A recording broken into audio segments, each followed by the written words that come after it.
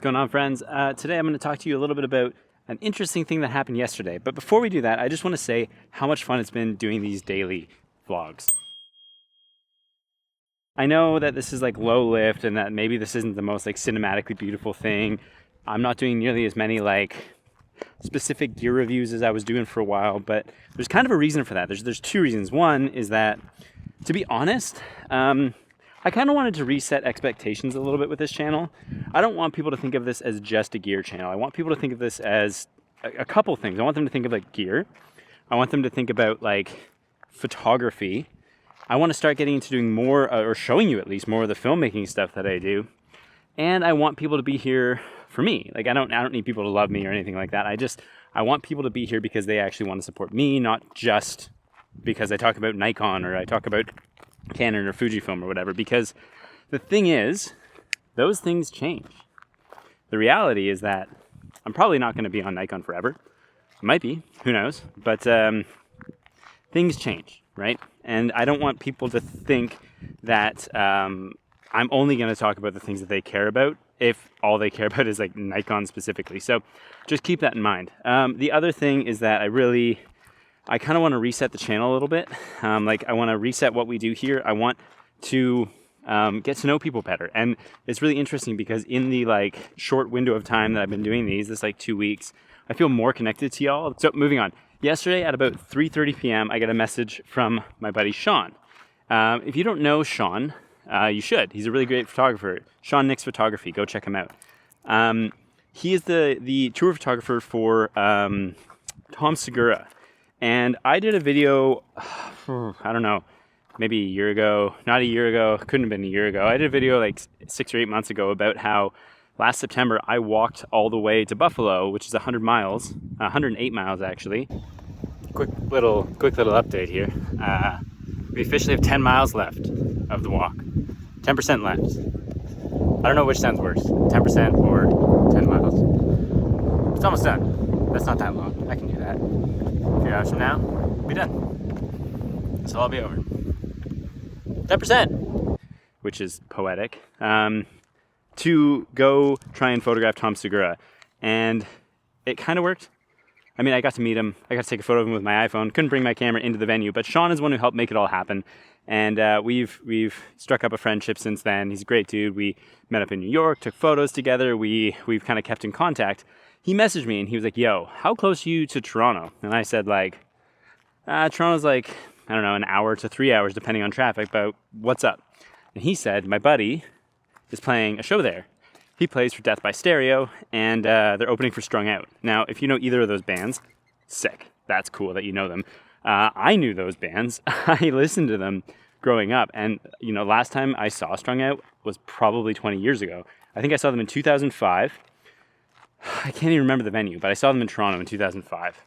And so it was very cool to see that they were on tour and they were doing their thing.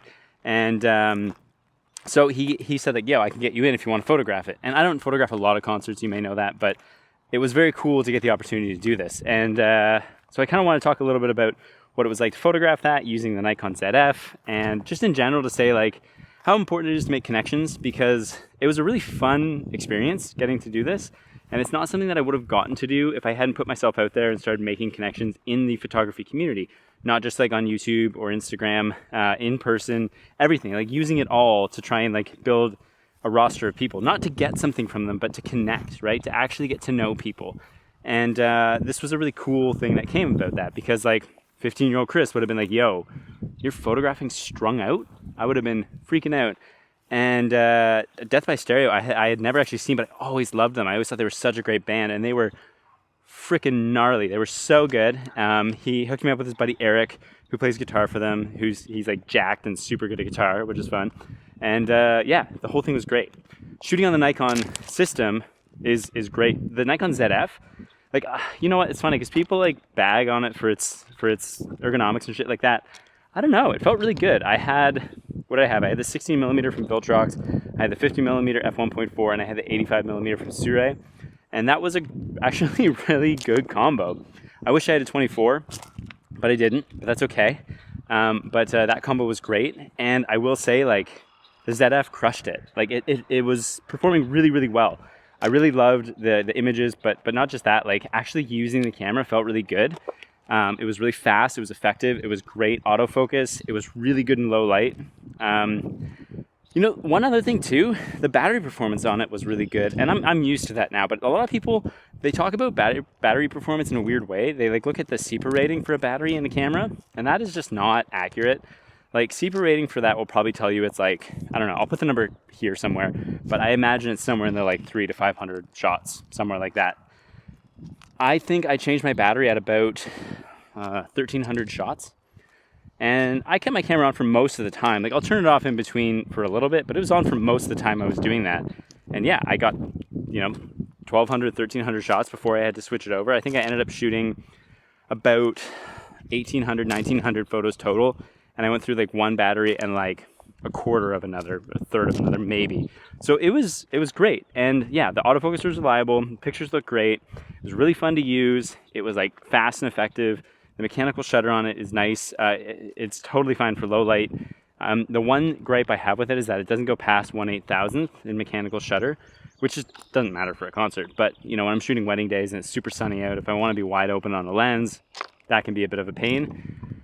But hey, beyond that, great. I think the ZF is like such a, I don't know, it's a really good camera. I think people love it for its aesthetics and its nostalgic and the like shooting experience, but it's like a fucking legit camera. It's really good. So I looked over the images. You've obviously been seeing them here, and I sent them over to Eric from Death by Stereo, and he was stoked. I sent them to my buddy Sean, and he looked at them. He said like, "Yo, these are sick." And then he was like, "Are these all shot on the Nikon?" And I was like, "Yeah, the ZF."